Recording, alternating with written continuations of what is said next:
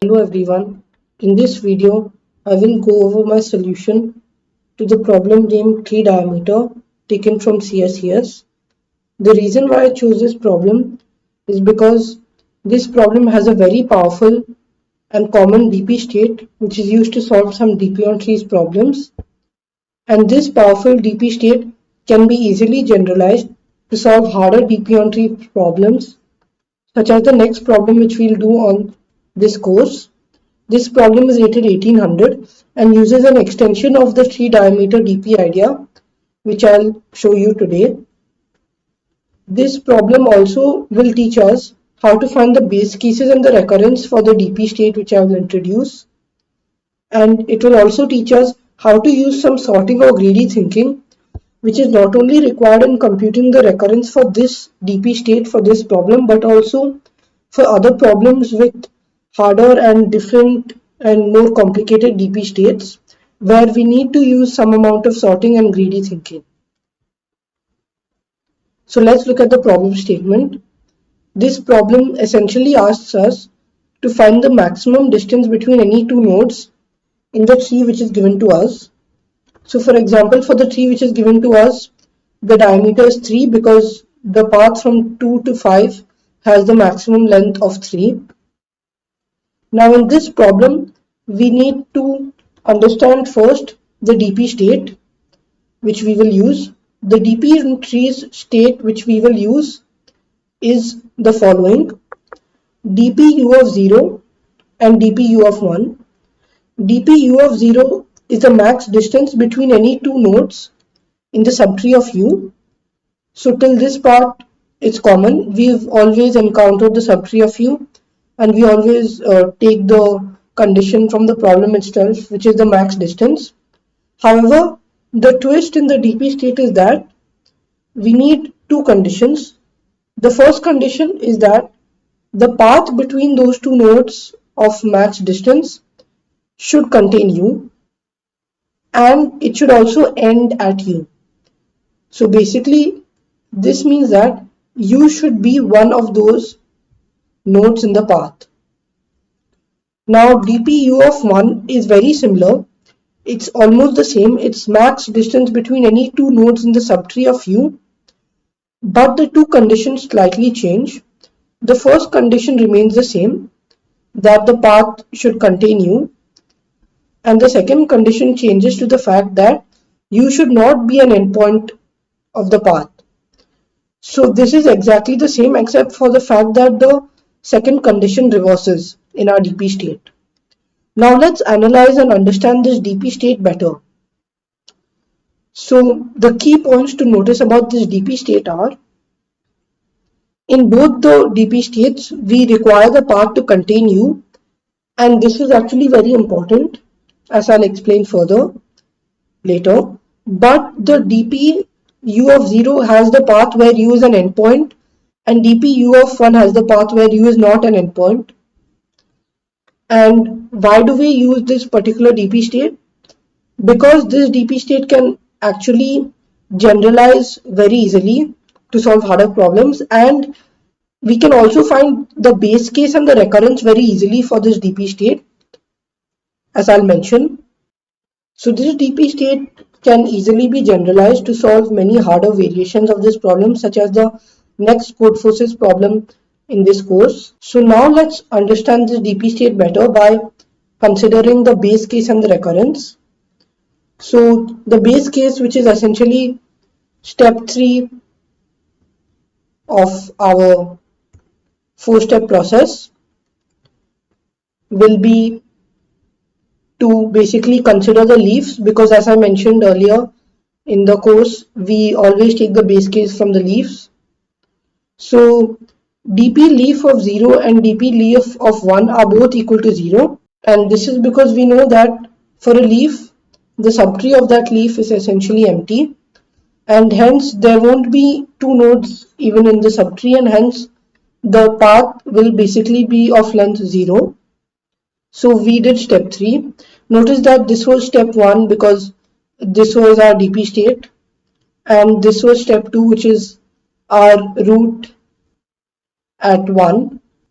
Now we'll move to step 4, which is computing the recurrence. The recurrence is what is very easy, and it's the main advantage for this particular DP on tree state, DP state. And the advantage of this state in computing the recurrence is that we know that for DPU of 0, which is basically the max distance between two nodes, such that the path of that two nodes ends at U, will basically have to be something like, let's say that U is 3. So we know that the path will end at 3, and hence the path will be one of these two paths. And if we consider U to be 1, then we know that the path which ends at 1 will basically be of something like this form. Basically either from 1 to 3, or from 1 to 3 to 5, or from 1 to 3 to 4, or from 1 to 2. And hence we can easily figure out that the DP value for DP 0 will have some child of 1, have the path ending at some child of 1, and then that basically is carried forward to 1. So we know that the path ends at U, and we know that from a child V, we essentially step up, or we go one level up to the node 1. So let's say that the path is starting from 5, then we know that from 5 to 3 is our current value for DP 3 of 0. And then when we go to 1, we know that we essentially go one level up.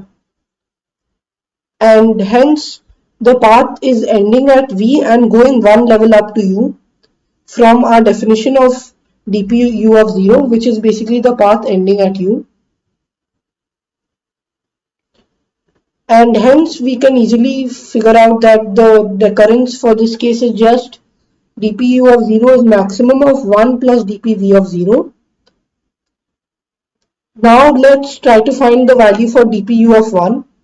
DPU of 1 is slightly trickier, because when we are computing DPU of 1, for example, let's say we are computing the DP value for node 3, we know that the path contains 3, but 3 is not an endpoint. So this means the path is something like this.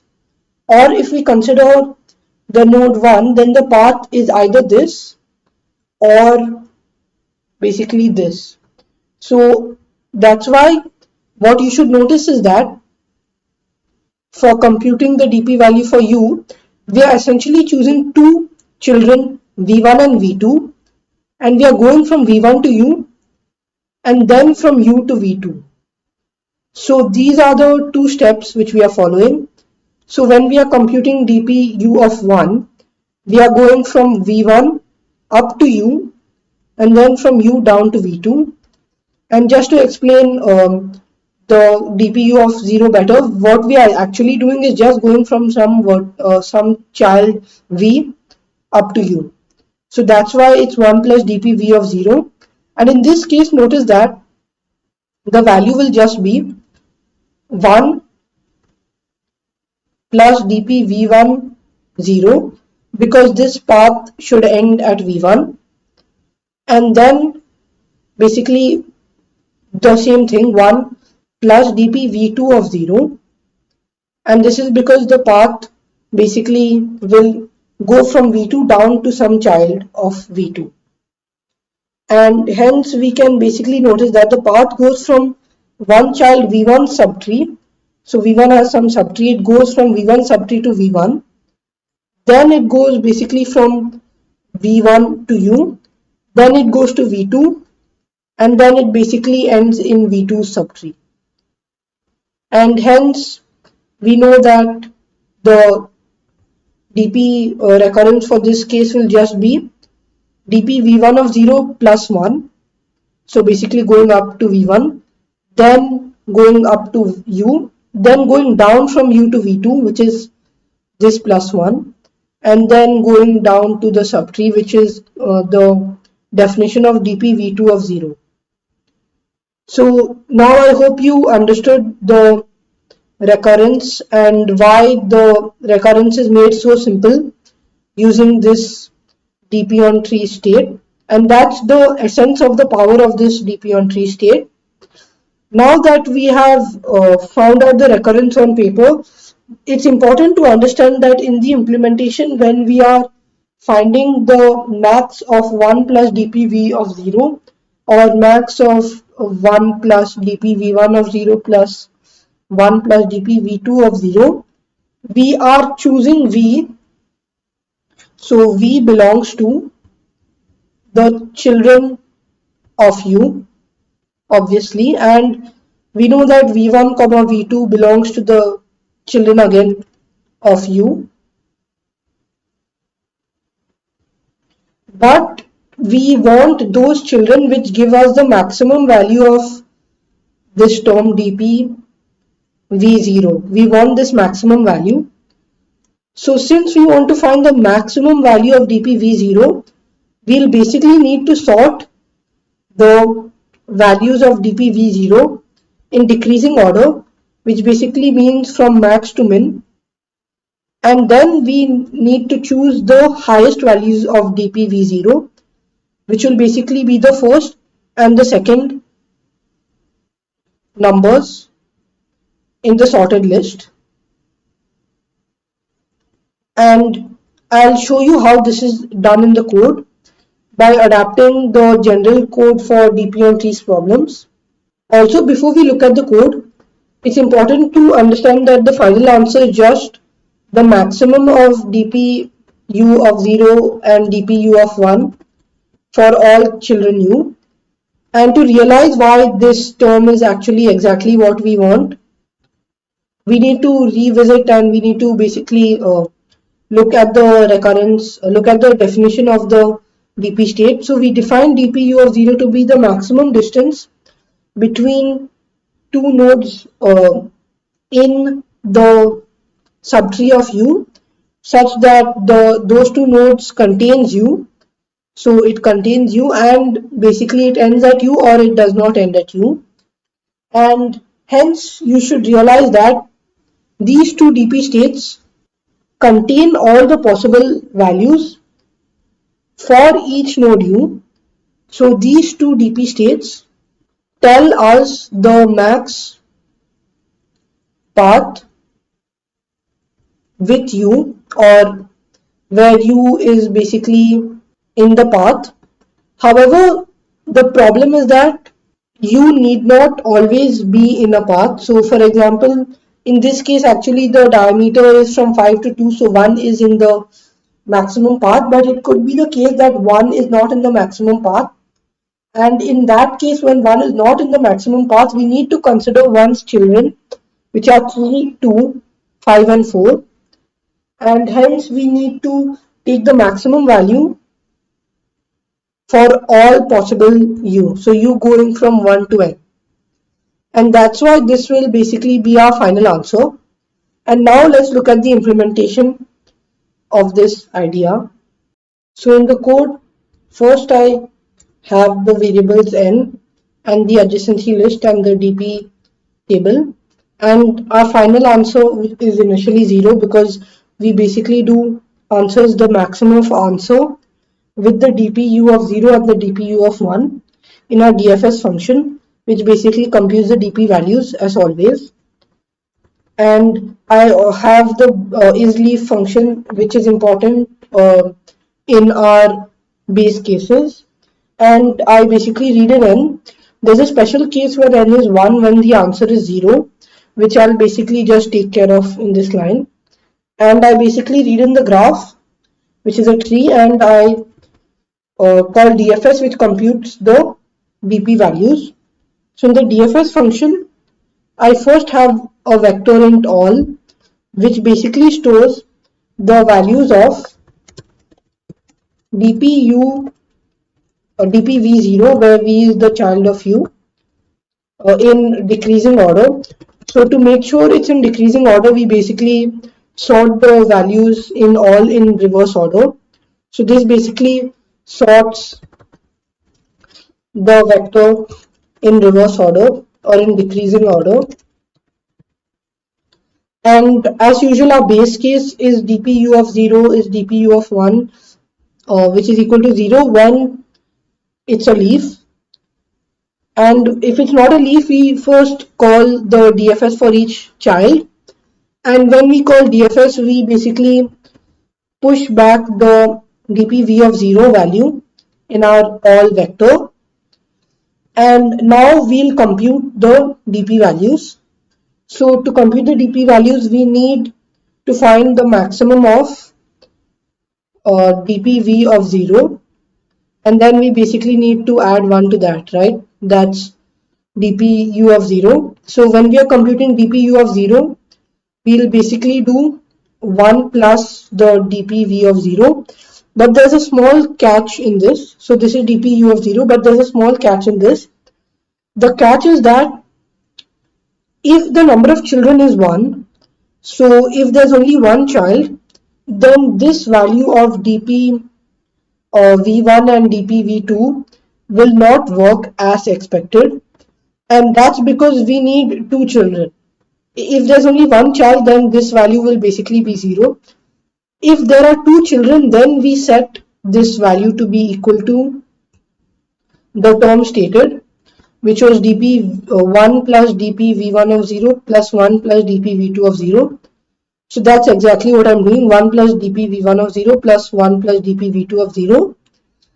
And notice that all of 0 means dp v of 0, so dp v1 of 0, and all of 1 is equal to or means dp v2 of 0. And since all is sorted in decreasing order, then we know all of 0 is the max dpv of 0, and all of 1 is the second max dp v2 of 0. It's basically equal to dp of v, the second child, and that's why we use the all vector, and this basically takes care of our recurrence. And if you submit this code, you'll see that it gets accepted. So I hope you like this video. In the next video, you will understand better how powerful this dp on tree state really is, in which we will solve this 1800 problem using the exact same dp state and the similar dp idea. So do join me in this video. Thank you.